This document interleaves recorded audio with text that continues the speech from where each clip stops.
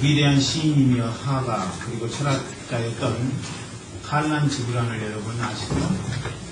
학교 다닐 때 이분의 시 한두 편은 전부 다 읽어보고 낭송하지 않았겠는가 내 생각을 갖습니다. 저도 칼란 지브란을 상당히 좋아했던 것 같습니다. 이분의 수상기 여러분 혹시 보셨나요?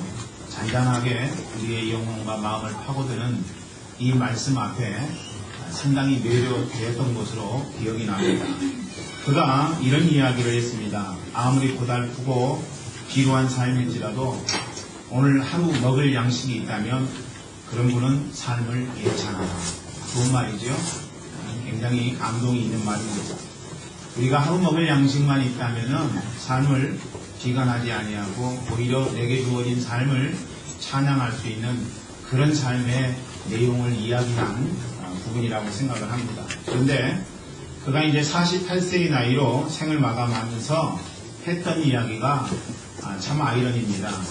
무슨 말을 했냐면요, 죽으면서 난 아직 희망을 찾지 못했는데 이렇게 이야기하면서 숨을 거두었다는 것입니다. 이 칼란 지브란이 살아가면서 진짜 일용할 양식을 알았다면은 그가 인생을 마치면서 나는 아직 참된 희망을 갖지 못했는데 라고 하는 그런 이야기를 할 수 있었을까 생각하게 만드는 부분입니다. 일용할 양식, 여러분 우리는 날마다 일용할 양식을 먹습니다. 사람마다 이 먹는 스타일과 먹는 내용물이 다르지요. 채식주의자는 고기를 전혀 먹지 않습니다. 진짜 채식주의자들 여러분 만나면은요, 그분들하고 2, 3일 같이 지내기가 쉽지 않아요. 왜냐하면은 자기는 고기 같은 거를 전혀 먹지 않기 때문에 이 채식만 하게 되는데, 이 채식만 하게 되는 것이 여러 사람을 상당히 피곤하게 한다는 것입니다. 여러분 저도 1년 넘게 채식을 해보았습니다. 채식을 해보았는데 제가 채식하니까 제 주위에 있는 목회자들, 동역자들이 굉장히 불편해하더라고요. 그러니까 고기를 시키면 좋겠는데 궁색 뜨느라고 이렇게 채식한다고 이렇게 하니까 이게 먹는 것도 쉽게 먹을 수가 없고 또 고기를 먹는 자기 자신들이 미안해하는 그런 상황이 발생하더라고요. 제가 1년 넘게 채식을 해보았는데 장점도 있지만은 단점도 있더라고요. 장점이 엄청나게 많다 그러면은 단점이 있음에도 불구하고 계속 채식하겠는데 저의 경우에는 장점이 그렇게 현저하게 단점에 비해서 차이나는 것은 아니더라고요. 그래서 1년 넘게 좀 하다가 포기를 했습니다만은 포기를 하고 나니까 고기를 먹는데 참 고기가 맛있더라고요. 고기에 대한 감사함이 있었습니다. 여러분 또 육식주의자는요, 고기를 탐합니다. 하루 한 날 한 끼로 고기가 오르지 아니하면은 이게 밥 먹는 건가 하는 정도로 고기를 탐하는 사람들이 바로 육식주의자죠. 서양 사람들은 밀가루로 제조한 빵을 주식으로 삼고 우리 동양 사람들은 쌀을 주식으로 먹습니다.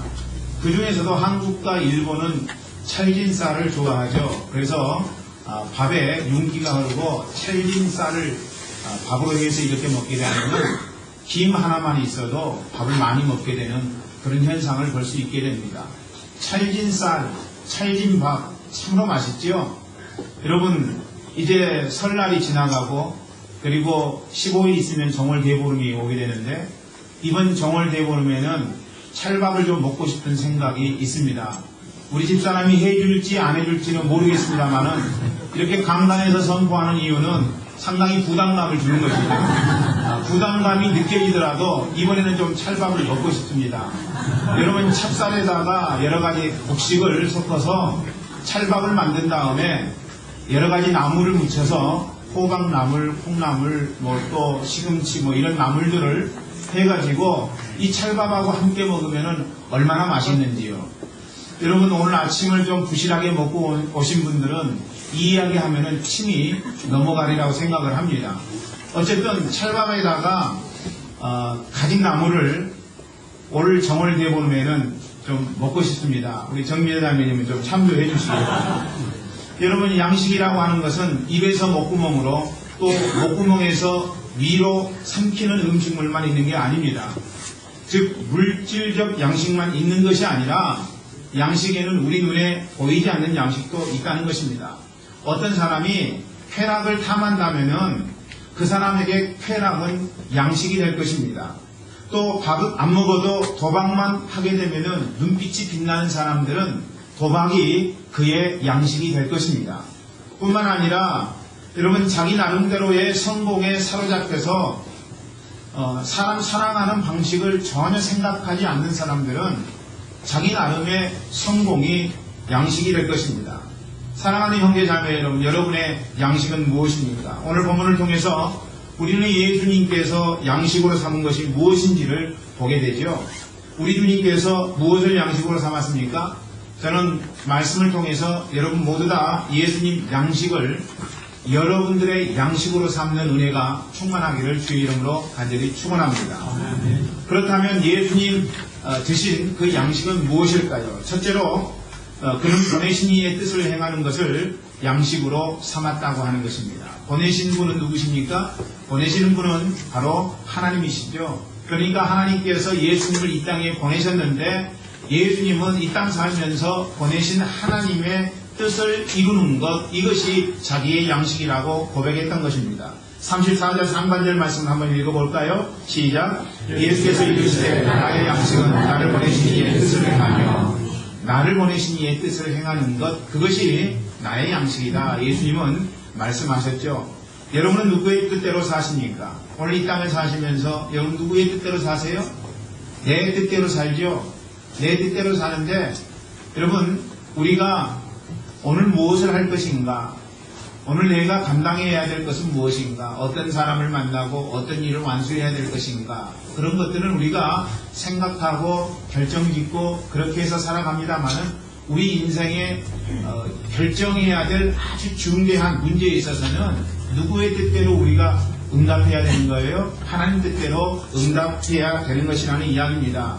예수님처럼 보내신 이의 뜻을 행하는 것이 우리의 양식이 되어야 된다는 것이죠. 그래서 그것이 우리의 삶 가운데 매일매일 있어야 되는 거예요. 날마다 있어야 되는 것이죠. 그래서 우리가 일용할 양식이라고 이야기를 하는 것입니다.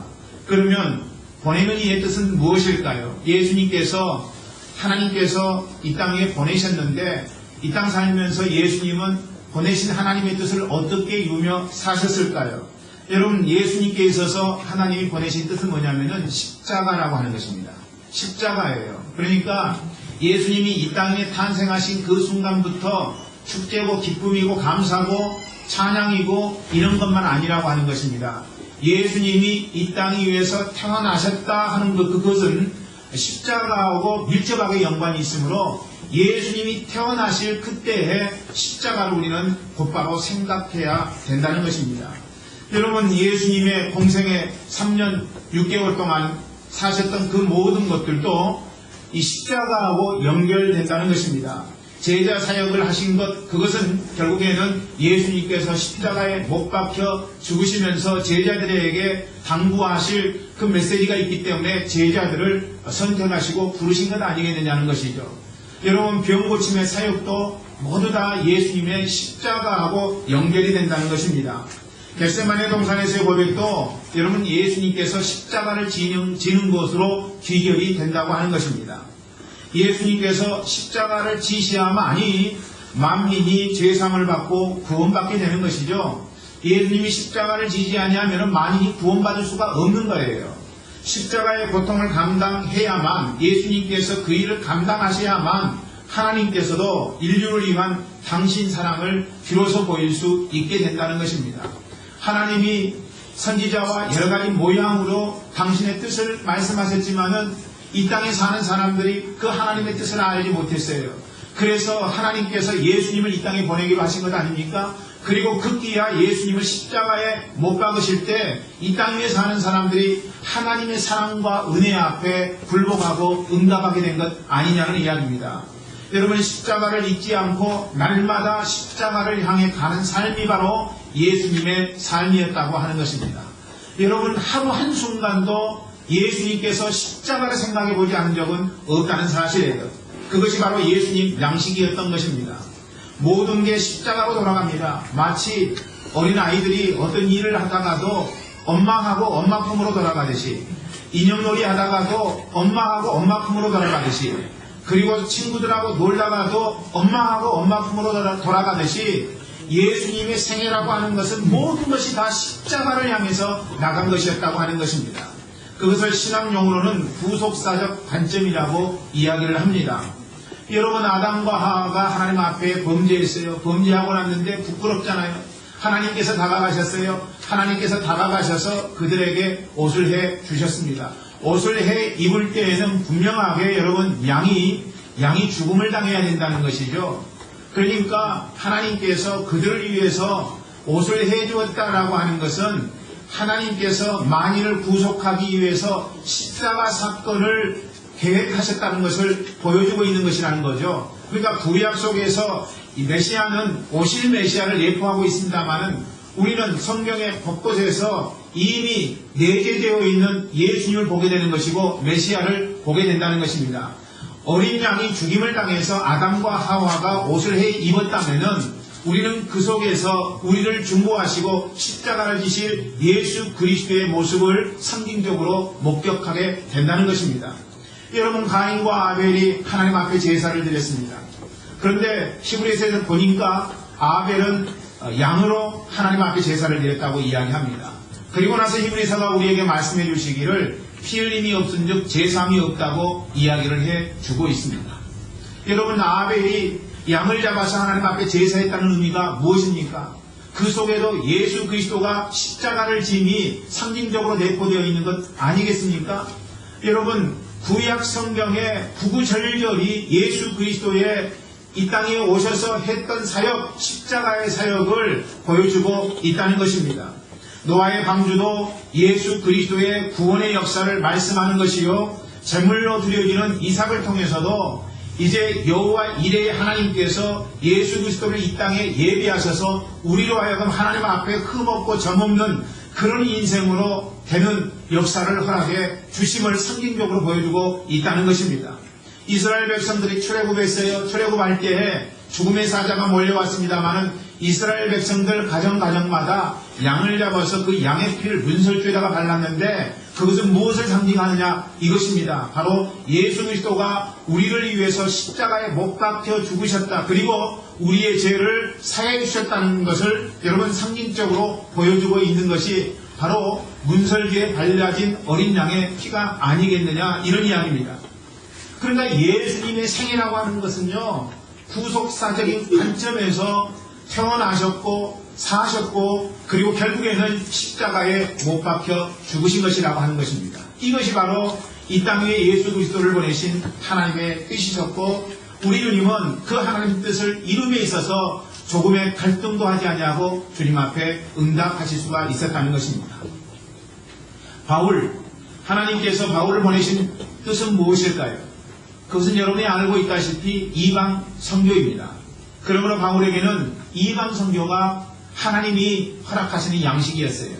이 땅에 왜 바울을 보내셨느냐?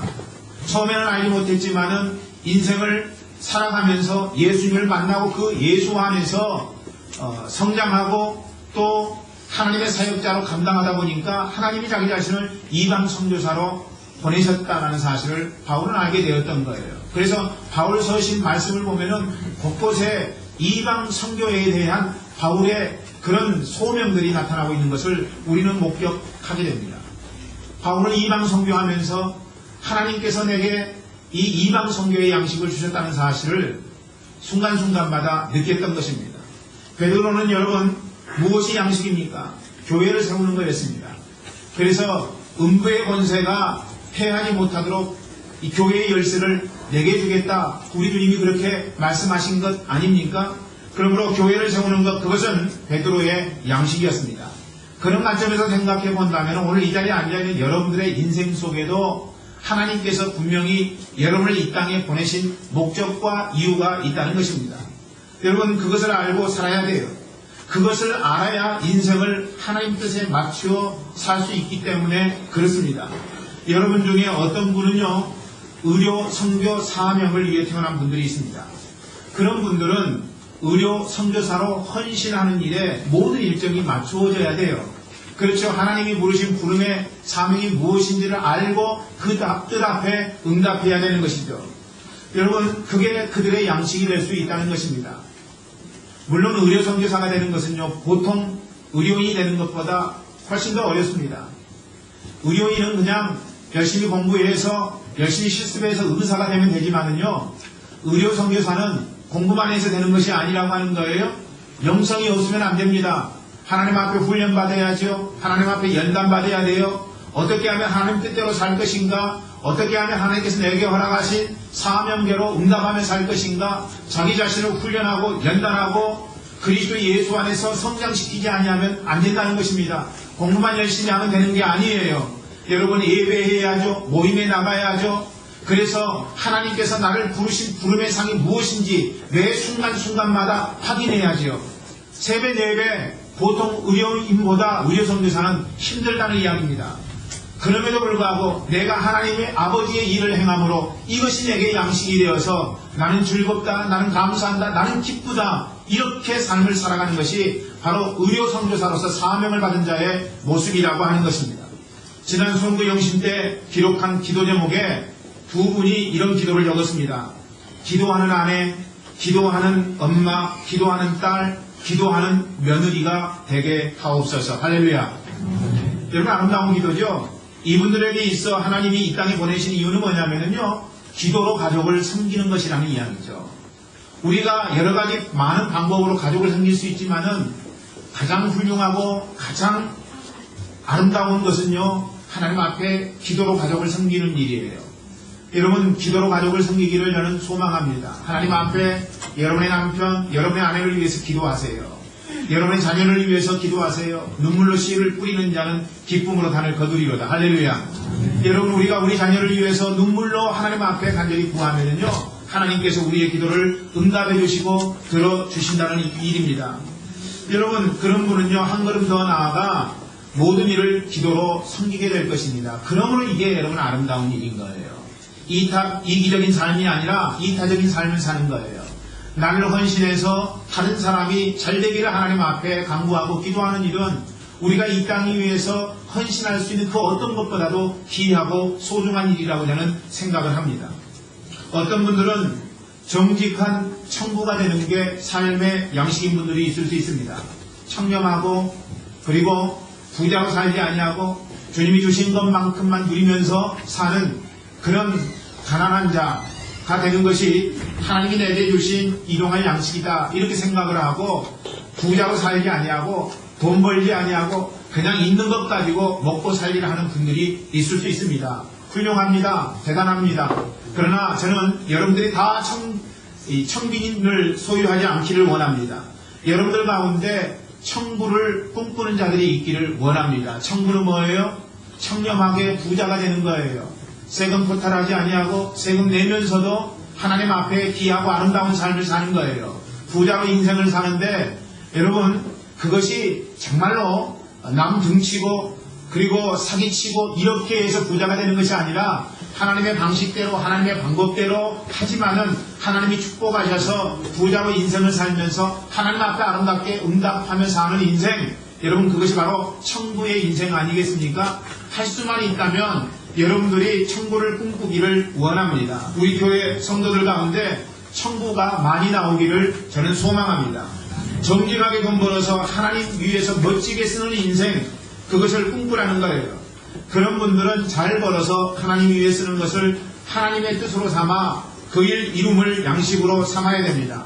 저는 우리 교회 안에 이랜드 박성수 회장과 같은 분들이 많이 나오기를 원합니다. 여러분, 박성수 회장 그분의 삶을 잘 모르면서 어떤 분들은 이랜드 가운데서 착취한다, 노동자를 어떻게 한다, 이런 분들이 있습니다만은 그렇지 않아요. 여러분, 이분 회사 가운데 많은 그 일하시는 분들이 노동자 때문에 우리가 도대체 일을 할 수 없다고 극단적인 노동자들에 대해서 오히려 여러분 야유하고 그리고 제발 좀 데모하는 것을 멈춰달라고 그렇게 이야기했을 정도입니다. 대부분의 많은 이랜드 가족들은 회사를 사랑하고 그리고 이 박성수 회장을 사랑합니다. 어떻게 하면 신앙적으로 하나님 앞에 응답할 것인가? 어떻게 하면은 아름답게 이 사회적인 일에 무관심하지 아니하고 감당하면서 회사가 성장해 나갈 것입니다. 이런 것을 꿈꾸는 분이에요. 그래서 저는 우리 청소년들 가운데 나도 이랜드 박성수 회장과 같은 청부가 되겠다, 이런 마음을 꿈꾸는 자들이 많이 있기를 원합니다. 우리 청소년들 가운데, 청년들 가운데 그런 은혜가 저는 있기를 소망합니다. 화려한 삶보다는 있는 자리에서 하나님 말씀 알고 그 말씀대로 성화된 삶을 살아서 많은 이들에게 영향력을 끼치는 분들도 있습니다. 그분들에게는요, 화려하지는 않지만 있는 자리에서 하나님 말씀대로 순종하고 하나님 말씀대로 순복하는 것, 그것이 바로 양식이 될 것입니다. 그게 바로 겸손의 양식이고 사랑과 섬김의 양식이라고 생각을 합니다. 그렇습니다. 우리에게는요, 각자를 향한 하나님의 뜻이 있습니다.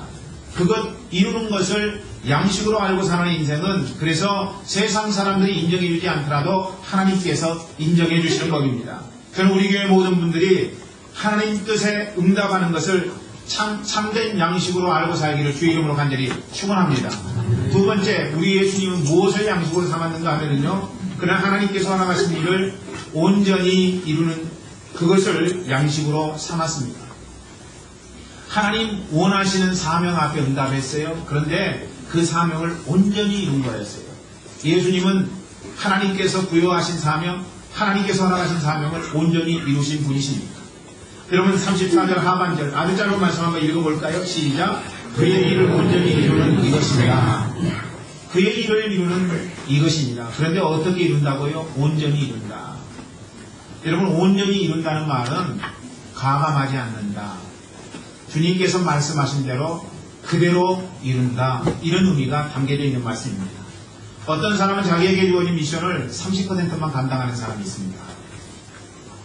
그럼 미션을 다 감당한 거 아니에요. 제대로 감당한 것 아니라고 하는 것이죠. 나머지 미션에 대해서도 책임을 져야죠. 70%. 그런데 많은 사람들이 조금만 책임지고 온전하게 책임을 지지 않는 삶을 살더라는 것입니다. 100% 이루어야 돼요. 100% 이룰 때 그것이 양식이 되는 것이죠. 만약에 예수님께서 만민 구원의 사명을 70%만, 90%만 또는 98%만 이루었다고 한번 생각해 보십시오. 끔찍하지 않습니까?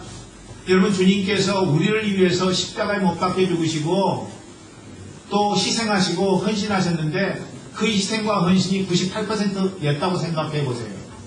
그러면 그것은 온전하게 우리가 구원받는데 역할을 하지 못할 것이라는 이야기입니다. 그래서 예수님께서 십자가에 못 박혀 죽으시면서 뭐라고 선포하셨어요? 다 이루었다고 선포하신 거예요. 이건 100%라는 거죠. 내가 만인 구원을 위해서 100% 물과 피를 다 쏟아버리셨다. 성경은 우리에게 그렇게 말씀해 주고 있는 것입니다. 100% 미션을 완수하시고 성취하신 예수님, 그것이 바로 예수님의 양식이었던 것이죠. 예수님처럼 우리도 온전히 사명 감당하는 것을 양식으로 삼아야 됩니다. 하나님 주신 사명을 온전하게 이루지 못하면요, 그건 이게 양식이 아니에요. 여러분이 50%만 이루어 놓고 그걸 하나님이 내게 주신 사명이고 나는 그 사명을 온전히 이루었다, 이렇게 이야기한다면요, 그건 안 되는 거예요. 그건 옳지 못한 거예요. 용두사미가 되는 것이라는 이야기입니다. 그러므로 사랑하는 형제자매 여러분, 여러분의 인생길 가운데 사명의 길을 가다가 피곤하여 낙심하지 말기를 주의 이름으로 간절히 축원합니다. 피곤해서 낙심하면 안 돼요. 피곤해서 낙심하면 안 됩니다. 우리가 살면 살수록 느껴지는 건 뭐냐면은 사단이 우리를 온전하게 주님 앞에 응답하지 못하도록 만든다는 거예요. 여러분, 유혹하지요? 유혹해요? 우리가 하나님의 말씀에 사로잡혀서 그 말씀을 이루는 일에 전심전력하지 못하도록 자꾸 사탄은 우리의 인생 가운데 그런 갈등을 허락해 준다는 것이죠. 여러분, 그럴 때 저는 여러분들이 빌립보서 3장 14절에 있는 말씀을 기억하며 예수 이름으로 승리하기를 소망합니다. 빌립보서 3장 14절 말씀 다시 한번 읽어볼까요? 시작. 그때를 향하여 그리스도 예수 안에서 하나님이 위에서 부르신 부름의 상을 위하여 쫓아간다. 쉼없이 쫓아가는 거예요. 날마다 쫓아가는 거예요. 여러분, 주께서 푯대를 향해서 우리로 하여금 나아가도록 그렇게 샘플로 삶 가운데 보여주셨습니다. 푯대라고 하는 건 뭐예요? 사명 아니겠습니까? 그래서 인생의 궁극적인 목적은 사명을 향해서 내가 쉬지 않고 끊임없이 나가는 거예요. 그렇게 살아가는 것입니다. 사단의 미혹함이 있더라도 내 인생이 피곤하다고 할지라도 하나님께서 우리를 통해서 이 땅 위에서 이루고자 하시는 그 사명을 온전하게 이루는 것, 그것이 우리의 삶 가운데 있어야 될 양식인 거예요. 사람은 무엇을 중심으로 사느냐에 따라서 여러 가지 부류를 나눌 수 있는데 네 부류로 한번 나눠보기를 원합니다. 첫 번째로는요, 이익을 중심으로 사는 사람들이 있다는 것입니다. 이기적인 삶을 사는 사람들이 있어요. 전혀 이타적인 것에는 관심 없는 삶. 그게 바로 이제 우리가 이야기할 수 있는 첫 번째 부류의 사람이죠. 둘째는요, 편리를 중심으로 사는 사람들이 있어요. 편리를 중심으로 사는 사람들. 어떤 사람은 귀찮고 힘든 일 절대 안 하려고 하는 사람들이 있어요. 내가 감당해야 됨에도 불구하고 슬슬 눈치 보면서 피해가는 사람들이 있죠. 여러분, 그것은요, 편리가 인생의 목적이 되었기 때문에 그런 인생은 힘들고 지치고 곤란하고 어려운 일들은 절대 감당하지 않는다는 것입니다. 세 번째로는요, 쾌락을 중심으로 사는 사람이에요. 인생의 목적이 뭐냐? 쾌락을 즐기는 거예요.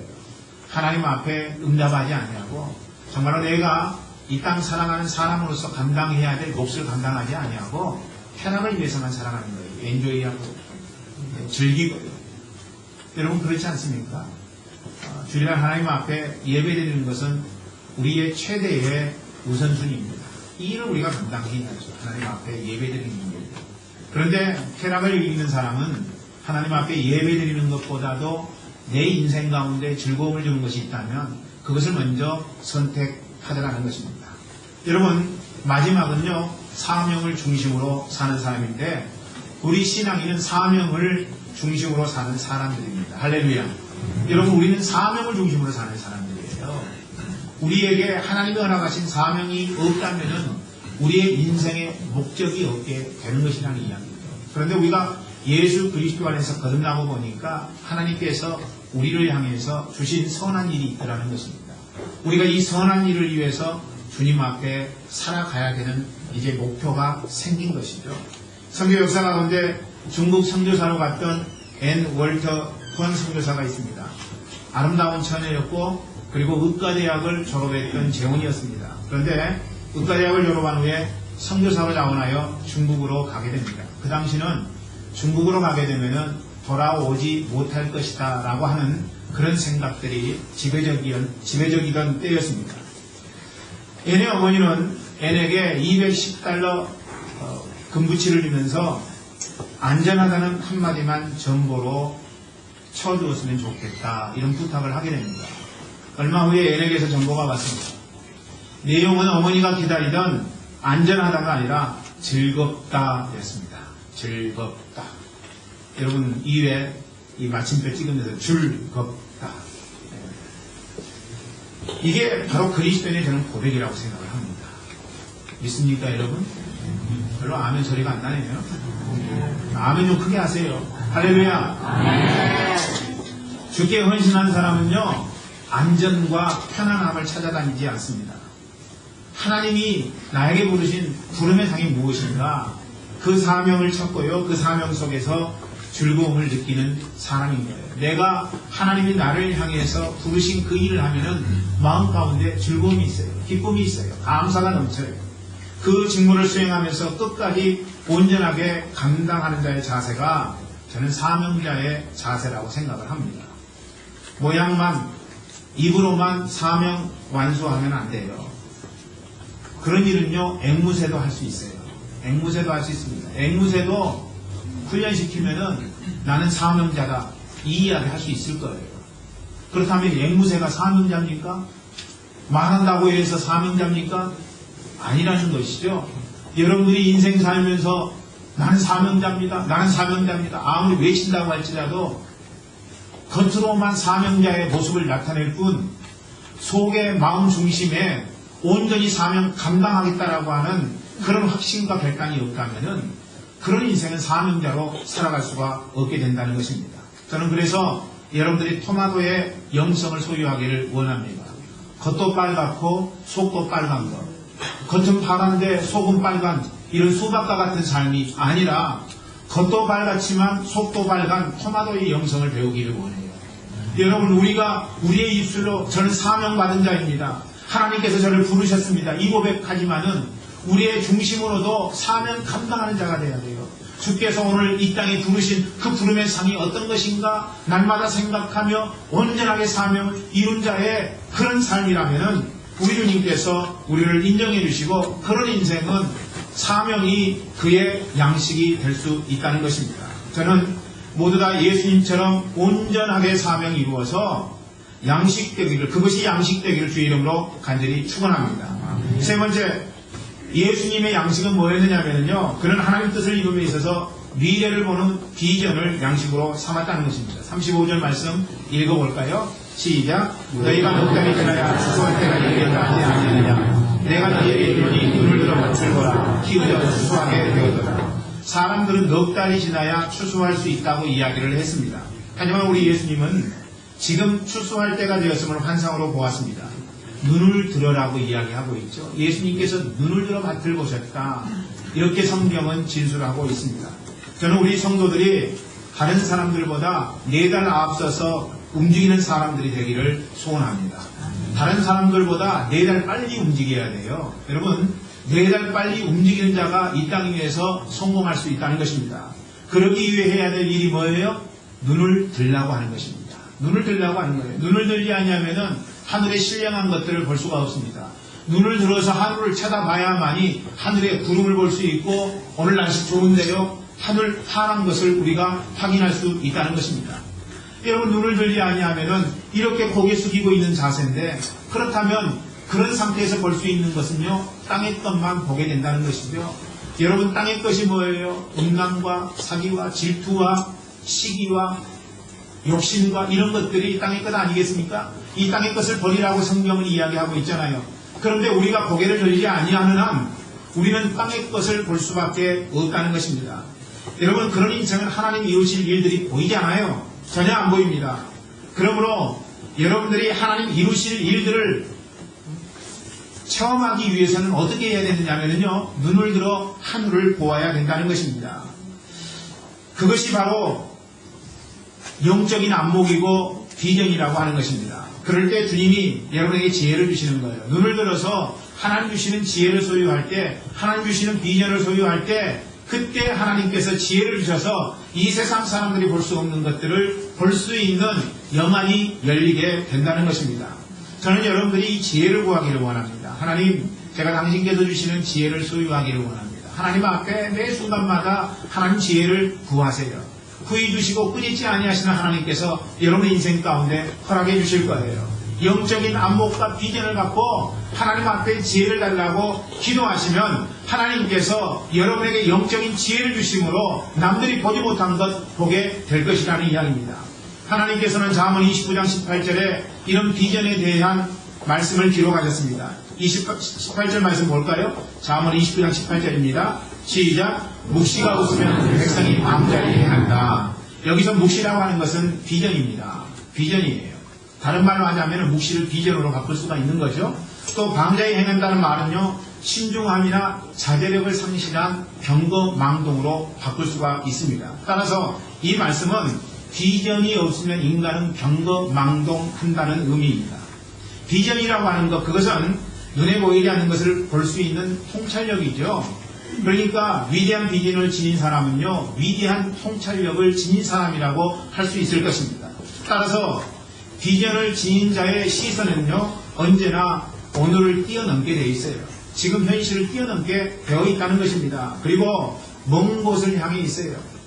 비전이 있는 자, 위대한 비전이 있는 자는 오늘을 뛰어넘어서 먼 미래를 바라볼 수 있다는 것입니다. 동시에 자기 자신의 시선이 맞닿아 있는 그곳에 자기 자신을 맞추기 위해서 부단히 노력하고 애쓰고 성실하게 인생을 사는 삶이 된다고 하는 것입니다. 왜냐하면 지금 나로서는 내가 먼 시선을 보고 있는데 그 시선에 내가 맞춰지지 않으니까 그 시선에 맞춰지기 위해서 나를 부단한 각오와 노력으로 애쓰고 힘쓰고 노력하게 된다는 것입니다. 저는 이제 인생을 앞으로 더 많이 살아가야 될 우리 청소년들, 우리 청년들이 비전을 갖기를 원합니다. 비전을 가질 뿐만 아니라 먼 곳을 바라보기 때문에 그 먼 곳을 바라보는 곳에 내가 맞춰 멋진 그리스도인이 되기를 주의 이름으로 축원합니다. 우리 청소년들하고 청년들 한번 아멘 해보세요. 할렐루야. 아멘. 그렇게 돼야 된다는 것이죠. 여러분, 흔히 장래성이 있어 보이는 사람을 가리켜서 우리는 비전이 있다, 저 사람은 비전이 있는 사람이다, 이렇게 이야기하잖아요. 그런 미래에 대한 이 통찰력으로 지금부터, 지금 이 순간부터 자기 자신의 미래의 모습을 일구어 나가기 때문에 그에게는 장래성이 있을 수밖에 없다는 것입니다. 비전 없는 인간이 방자해지는 이유가 여기에 있는 거예요. 비전이 없다는 것은 다시 말하지만 그의 시선이 위를 보지 아니하고 땅을 보고 있다는 것을 의미하는 것입니다. 그런 자는 어떻게 살아요? 눈에 보이는 대로 살게 된다는 것이죠. 여러분, 기분 내키는 대로 살고요, 감정대로 인생을 살아가기 마련이고 욕구대로 살아가게 된다는 것입니다. 미래가 없으니까 되는 대로 사는 것 아니겠어요? 생각이 없는 것입니다. 생각이 없는 거예요. 다음 주 말씀은 이 생각에 대한 이야기를 좀 하려고 하는데 여러분들이 기대하시기 바랍니다. 우리가 무엇을 생각해야 될지 생각에 관한 이야기를 좀 하려고 해요. 어쨌든 여러분, 미래에 대한 비전이 없는 자는 생각이 없는 거예요. 생각이 없으니까 되는 대로 사는 거예요. 내키는 대로 사는 거예요. 감정 나오는 대로 인생을 살아가기 마련이라고 하는 것입니다. 그 결과 그런 분들의 삶은 방자해지기 쉽다는 것입니다. 방자해지지 않을 도리가 없는 거예요. 왜냐하면 내키는 대로 사니까, 땅의 것만 보고 사니까 여러분 미래에 대한 소망이 있을 턱이 없다는 것이죠. 그래서 이제 비전이 없으면은요, 목사든 교인이든 그 누구든 방자해지는 거예요. 비전이 없는 목사, 방자해질 수밖에 없습니다. 목사가 비전이 없다는 건 있을 수가 없는 일이죠. 비전을 이야기해야 되는 목사가 내일에 대한 비전이 없다? 그러면 그 인생은요, 아무리 목사 할아버지라도 방자해질 수밖에 없다는 것입니다. 교인도 마찬가지, 성도도 마찬가지입니다. 하나님이 부르셨지만은 내일에 대한 비전이 없다면 그런 인생은요, 방자해질 수밖에 없는 거예요. 이런 관점에서 그리스도인은요, 반드시 비전의 사람이 되어야 돼요. 아멘. 저는 여러분 모두가 다 비전의 사람이 되기를 원합니다. 내일을 꿈꾸셔야 돼요. 내일을 꿈꾸시는데 야망을 꿈꾸는 것이 아니라, 욕망을 꿈꾸는 것이 아니라 하나님이 내게 주셔서 내가 이루어야 될 비전을 꿈꾸시라는 이야기예요. 그런 인생 가운데는 하나님의 역사가 분명히 있을 수밖에 없다는 것입니다. 이게 바로 그리스도인의 양식이 되어야 되는 거예요. 비전 때문에 정화된 삶, 그것이 바로 우리의 양식이 되어야 된다는 것이죠. 저는 우리 교회 모든 성도가 미래를 보는 비전을 소유하기를 주의 이름으로 간절히 축원합니다. 오늘의 말씀 다 전했어요.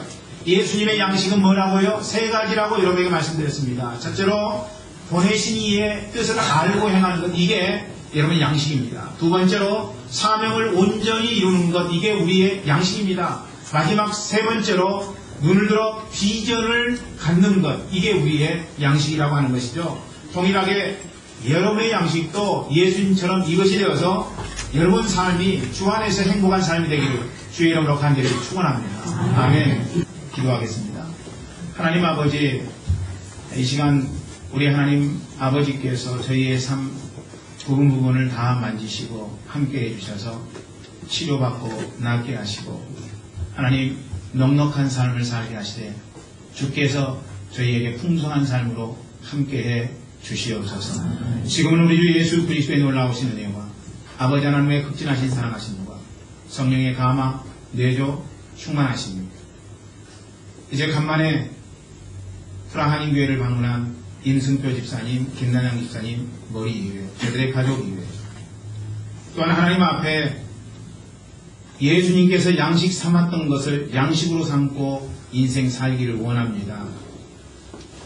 이 땅에 살면서 먹고 사는 것도 중요하지만 그보다 더 중요한 것은 하나님께서 이 땅에 보내신 그 놀라운 뜻을 이루고 사명을 온전히 이루며 주님 주신 비전을 품고 마음 가운데 응답하며 사는 이것인데, 하나님 오늘 이 시간 그렇게 살기로 결단한 주의 귀한 백성들 머리 위에, 가정 위에, 삶 가운데, 미래 위에 지금부터 영원토록 함께 하시기를 간절히 축원하옵나이다. 아멘.